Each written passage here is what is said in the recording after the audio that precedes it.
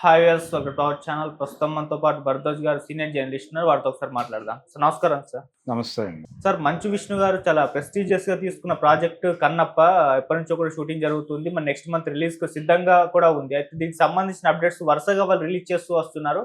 Already teaser 1 release చేశారు. మొన్న ఒక సాంగ్ కూడా రిలీజ్ చేశారు. అయితే కాస్త భిన్నాభిప్రాయాలు వ్యక్తం అవ్వడం మనం చూస్తున్నాం. అయితే ఇవాళ మార్నింగ్ టీజర్ 2 ఒకటి రిలీజ్ అయింది సార్. మరి అది కూడా సోషల్ మీడియాలో కాస్త ట్రోలింగ్‌కు గురవుతున్నట్టుగానే కనిపిస్తుంది. మరి మీకెలా అనిపించింది? అది ఆకట్టుకుందా ఆ టీజర్? లేదా సార్, మీ ఒపీనియన్ ఏంటి ఆ టీజర్ పైన? అంటే వాళ్ళు ఏది చెప్పదలుచుకున్నారో అదే చెప్తున్నారు సినిమాలో అనేదైతే అర్థమైంది. హ్మ్. అంటే ఒక నాస్తికుడు హ్మ్. భక్తి మార్గంలోకి ఎలా ప్రయాణం చేశాడు అనేది ఒక ప్రధానమైన లైన్‌గా తీసుకుని కథా నిర్మాణం జరిపారు. హ్మ్. అంటే పాత కన్నప్ప ఛాయలు దీనిలో కనిపించకుండా ఈ జాగ్రత్త తీసుకున్నారు వాళ్ళు. ఈ జాగ్రత్త తీసుకోవటం అనేది అంటే దానిలో ఆర్గానిక్‌గా జరుగుతుంది. అదంతా అండర్ ప్లే అవుతుంది. దీనిలో దాన్ని పై లేయర్‌లో చెప్పాలనుకుంటున్నారు. అయితే ఇక్కడ ఆస్తికత్వము అనే గొడవ కంటే కూడా వాస్తవానికి జరిగిందేంటంటే, ఒకవేళ అతను ట్రైబ్స్‌కి విడిగా వాళ్ళ దేవీ దేవతలు వాళ్ళకుంటారు. వాళ్ళ ఆచార వ్యవహారాలు వేరు. ఇప్పటికీ ఏ ప్రాంతానికి ఆ ప్రాంతానికి దేవుళ్ళున్నారు మనకి. అయితే ఒక ప్రాంతం మొత్తానికి ఒక దైవాన్ని అంగీకరింపజేయటం అనే ప్రోగ్రాం కూడా ఒకటి జరిగింది. హ్మ్. అందులో భాగంగానే ఈ ట్రైబ్స్ శివుడిని కొలవటం అనే దిశగా నడిపించటం. అంటే అక్కడ అతను చూసినటువంటి వాళ్ళ దేవతలకి ఈ దేవుడికి మధ్య ఏమిటి లింకు అనేది అర్థం కాని పరిస్థితి మాత్రమే నడిచింది తప్ప, నాస్తికత్వం నుంచి ఆస్తికత్వంలోకి ప్రయాణం చేయటంగా దాన్ని అనుకోకూడదు. హ్మ్. అంటే ఒక చారిత్రక దృష్టితో చూస్తే విషయం అదే. అందుకని వాళ్ళు అండర్ ప్లే చేశారు. వీళ్ళు అది అండర్ ప్లే చేయటం వలన వీళ్ళేం చేశారంటే దాన్ని ప్రధానమైనటువంటి లైన్‌గా తీసేసుకుంటే కొంచెం కొత్త ఫ్లేవర్ వస్తుంది అనేది వీళ్ళు అభిప్రాయానికి వచ్చి అలా అలా డిజైన్ చేశారు ఈ స్టోరీని. ఇక మిగిలిన వ్యవహారం అంతా మామూలే. అంటే మనకి ఇప్పుడు ఈ టీజర్‌లో చూపించినవన్నీ కూడా సినిమా ఫస్ట్ హాఫ్‌లో వచ్చేటువంటి సన్నివేశాలే ప్రధానంగా. అందులో ఈ ట్రైబ్స్ మీద బయట నుంచి జరుగుతున్నటువంటి దాడులు, వాటికి సంబంధించి వాళ్ళు తమ ఐడెంటిటీని కాపాడుకోవడానికి చేసే యుద్ధాలు, వాటి మీద ఎక్కువ కథ నడుస్తుంది. ఇది ప్రధానంగా తీసుకోవటం అనేది దేనికోసం అంటే కొత్త ఫ్లేవర్ కోసం.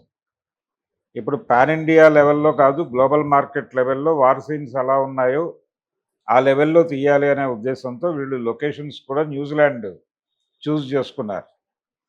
అయితే న్యూజిలాండ్‌లో వాళ్ళు షూట్ చేశారు అనే విషయం మనకి ఏ షాట్ కెమెరా ఎక్కడ పెట్టినా అర్థమవుతోంది. హ్మ్. ఇది నల్లమల కాదు అనిపించేలాగా ఉందది. నల్లమల అనిపించాలి. అది తిన్నడి కథ అయితే. కానీ ఇది న్యూజిలాండ్ కన్నప్ప అనేది అర్థమవుతోంది ప్రతి షాట్‌లో. అలాగే వాళ్ళు వేసినటువంటి గెటప్పులు ఇవన్నీ కూడా వరల్డ్ మార్కెట్‌ని దృష్టిలో పెట్టుకొని డిజైన్ చేశారు తప్ప, అంటే ఈ మధ్య కాలంలో వస్తున్నటువంటి హాలీవుడ్ నుంచి వస్తున్నటువంటి ఫారెస్ట్ బ్యాక్‌డ్రాప్‌లో వచ్చే అడ్వెంచరస్ సినిమాల్లో ఉండే గెటప్పులు కొన్ని అడాప్ట్ చేసుకుని ఆ డిజైన్‌లో నడిపారు. 'బాహుబలి' ఇవన్నీ వీళ్ళు ఏ పద్ధతిని పాటించారో దాదాపుగా అదే పద్ధతులను పాటిస్తూ వీళ్ళు స్క్రిప్ట్ డిజైన్ చేశారు. దీనికి మూల కథ మంచు విష్ణే డిజైన్ చేశాడు అని తోట ప్రసాద్ గారు చెప్తున్నాడు. ఆ సినిమాకి రైటర్‌గా పనిచేశాడు ఆయన. కథ విష్ణు గారిదే.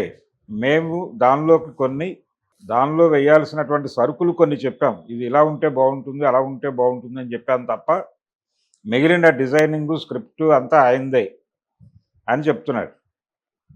అది నిజమే అయ్యుండొచ్చు. నిజమే అనుకుందాం. ఆయన కూడా చాలా సందర్భాల్లో చెప్పాడు. నేను దూర్చేటి కవి రాసినటువంటి కాళహస్తీశ్వర మహత్యం నుంచి అది మాత్రమే చాలదు, ఇంకా చాలా అంశాలు కలిపాం. మహాభారతంతో ఉన్నటువంటి లింక్ కలిపామని చెప్తున్నాడు. అంటే కిరాతార్జునీయం ఉంటుంది దీనిలో. ఉండి శివుడికి అలాగే అర్జునుడికి మధ్య పాశుపతాస్త్రం కోసం ఈయన తపస్సు చేయటం, ఈయన భక్తిని పరీక్షింపజేయటం, ఈ గొడవంతా ఉంటుంది సినిమాలో. అది ఈ టీజర్లో ఎక్కడా ప్రస్తావించలేదు. అది కూడా కొంచెం వీళ్ళు విఎఫ్ఎక్స్లు ఇవన్నీ మిక్స్ చేసి కొంత హడావిడి చేయడానికి అవకాశం ఉన్నటువంటి సన్నివేశాలు అవన్నీ. శివుడికి అర్జునుడికి మధ్య యుద్ధం ఇవన్నీ. అలా మహాభారతంతో కూడా ఒక లింక్ ఉంది కథకని చెప్తున్నారు. ఈ పద్ధతిలో ఆడియన్స్ ముందు ఒక విజువల్ ఫీస్ట్, అలా సినిమా వాళ్ళని వేరే లోకంలోకి తీసుకెళ్ళాలి. అలా వేరే లోకంలోకి తీసుకెళ్ళి అనేక ఇవి ఉండాలి, అంటే సాహసోపేతమైనటువంటి సన్నివేశాలు ఉండాలి, యుద్ధాలు ఇవన్నీ ప్రేక్షకులని సంభ్రమాశ్చర్యాల్లో ముంచెత్తేలాగా సన్నివేశాలు ఉండాలి అనేది వీళ్ళ ప్రోగ్రాం. దానికి అదే ప్రధానంగా తీసుకుని డిజైన్ చేశారు. ఇక్కడ అందుకోసం కన్నప్ప అవసరం అయ్యాడు. కన్నప్ప కోసం సినిమా తీయట్లేదు, వీళ్ళ మార్కెట్ అవసరాల కోసం కన్నప్పని దానిలోకి తీసుకెళ్లారు. అదే కనిపించింది టీజర్లో, ఆ ధోరణే కనిపించింది. శివపార్వతులు అలాగే ఇతర పాత్రలు వీటన్నిటినీ కొన్ని రివీల్ చేశాడు. అలాగే ప్రభాస్ వేస్తున్నటువంటి రుద్ర క్యారెక్టర్ని అలా చూపించి వదిలారు. ఇది పూర్తి స్థాయి సంతృప్తిని కలిగించే విధంగా అయితే లేదు, ఎమోషనలైజ్ చేయలేకపోయింది అనేది వాస్తవం. అలాగే మంచు విష్ణు గారి డైలాగ్ డెలివరీ, మోహన్ బాబు గారు చెప్పినటువంటి ఆ డైలాగ్ బాగానే ఉంది, కానీ మంచు విష్ణు గారి నోట దొరికినటువంటి డైలాగులు మాత్రం ఆ చిత్ర ఔచిత్యానికి తగిన పద్ధతిలో లేవు. ఇంకొంచెం డెప్త్ తీసుకురావాల్సింది ఆ క్యారెక్టర్లో. ఆ డిజైన్ అలాగే దానికి సంబంధించినటువంటి గ్రాఫిక్ వర్క్ అనండి లేకపోతే విఎఫ్ఎక్స్ అనండి ఇంకొంచెం బెటర్ స్థాయిలో చేసి ఉండొచ్చు.